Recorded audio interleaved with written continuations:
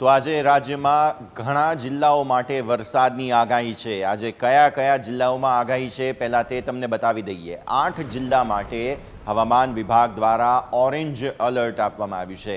આપને સમજાવીએ કે ઓરેન્જ એલર્ટ એટલે કે સામાન્યથી ભારે વરસાદ સુધીની સ્થિતિ સર્જાઈ શકે। કચ્છ, દેવભૂમિ, દ્વારકા, જામનગર આ સમગ્ર જિલ્લાઓ માટે આજે હવામાન વિભાગે ઓરેન્જ એલર્ટ એટલે કે ભારે વરસાદની આગાહી કરી છે। વલસાડ, પોરબંદર, સુરત, જૂનાગઢ, નવસારી જેવા વિસ્તારો છે કે જ્યાં ફિલહાલ ભારે વરસાદનું ઓરેન્જ એલર્ટ આપવામાં આવ્યું છે। આ આજની આગાહી છે। રાજ્યના બાકી જિલ્લાઓમાં પણ ભારે વરસાદની શક્યતાને લઈને યલો એલર્ટ જાહેર કરવામાં આવ્યું છે, પરંતુ ઓરેન્જ એલર્ટ આ સમગ્ર વિસ્તારો માટે છે। વલસાડ, પોરબંદર, જૂનાગઢ આ સમગ્ર વિસ્તારો માટે થઈને સુરત, નવસારી, કચ્છ આ સમગ્ર વિસ્તારો માટે આજે ઓરેન્જ એલર્ટ જાહેર કરવામાં આવ્યું છે।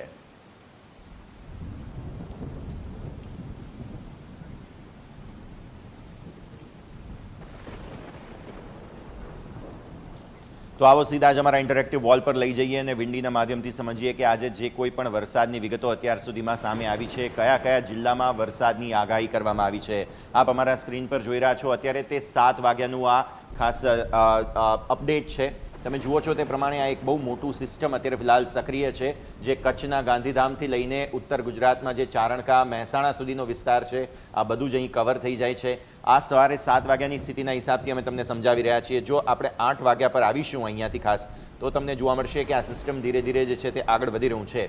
આજે સવારે 10 વાગ્યા સુધીમાં આ સિસ્ટમ ધીરે ધીરે આગળ વધતું જોવા મળશે। જે ઓરેન્જ એલર્ટ તમને આપવામાં આવ્યું છે ફરી એકવાર તમને સમજાવીએ। પોરબંદરથી શરૂ કરીશું નીચે। અહીંયા પોરબંદર માટે ઓરેન્જ એલર્ટ આપવામાં આવ્યું છે।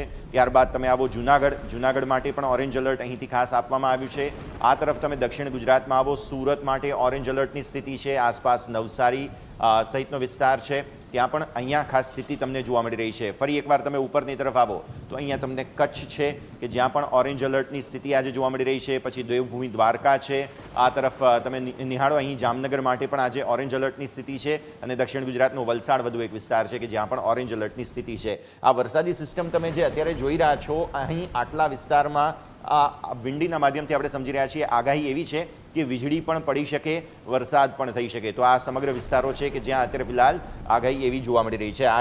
આજની સ્થિતિના હિસાબથી બપોરે 1 વાગ્યાના હિસાબથી તમે જુઓ તો આ સમગ્ર સિસ્ટમ પછી મધ્ય ગુજરાત, અમદાવાદ, મહેસાણા, ચારણકા સહિતનો વિસ્તાર કવર થઈ જાય છે। આ તરફ ભાવનગરથી ઉપર બોટાદ સુધીનો વિસ્તાર પણ છે કે જ્યાં પણ એક નાનકડું સિસ્ટમ પછી તમને જોવા મળશે। સમય સાથે આગળ વધીએ તો આ પ્રિડિક્શન સાંજે 6 વાગ્યાના હિસાબથી પછી સિસ્ટમ જુઓ ધીરે ધીરે આટલા વિસ્તારમાં રહી જાય છે। ઉત્તર અને મધ્ય ગુજરાતને અસર પછી પડી શકે। કચ્છના પણ અમુક વિસ્તારો છે કે જ્યાં આછો ભૂરો રંગ તમને જોવા મળી રહ્યો છે। અને તમે નીચે જોશો સૌરાષ્ટ્રમાં પણ, તો સૌરાષ્ટ્રમાં પણ આછો ભૂરો રંગ તમને અહીંયા જોવા મળી રહ્યો છે। એટલે એકંદરે એમ કહી શકાય કે સાર્વત્રિક આજે સમગ્ર ગુજરાતભરમાં વરસાદની આગાહી કરવામાં આવી છે। અને જે ઓરેન્જ એલર્ટ આપવામાં આવ્યું છે તે ઓરેન્જ એલર્ટની પણ વિગતો અત્યાર સુધીમાં આપણે જાણી છે। કચ્છ, ત્યારબાદ જામનગર, દેવભૂમિ, દ્વારકા, જૂનાગઢ સૌરાષ્ટ્રના વિસ્તારો છે, ભાવનગર છે, અને આ તરફ દક્ષિણ ગુજરાત માટે સુરત, નવસારી, વલસાડ જેવા વિસ્તારો છે કે જ્યાં ઓરેન્જ એલર્ટની સ્થિતિ તમે અહીંયાથી ખાસ નિહાળી રહ્યા છો। તો સમાચારો આજના જે છે તે પ્રમાણે તમને આ આગાહી આજના દિવસ માટે જોવા મળી રહી છે। ભારે વરસાદની શક્યતાઓને લઈને અન્ય જેટલા પણ ખાસ મેં 8 જિલ્લાઓ તમને જે કહ્યા એ સિવાયના અન્ય જિલ્લાઓ માટે પણ યલો એલર્ટ આપવામાં આવ્યું છે। આપને સમજાવીશું કે જે યલો એલર્ટ છે તે એવા વિસ્તારો માટે હોય છે કે જ્યાં સામાન્યથી ભારે વરસાદની આગાહી હોય, એટલે કે 5 થી 15 મિલીમીટર વરસાદ મિનિમમ પડે તે પ્રકારની આગાહી હોય। પરંતુ ઓરેન્જ એલર્ટ જે છે તે 15 મિલીમીટરથી વધુ વરસાદને ભારે ગણવામાં આવે છે।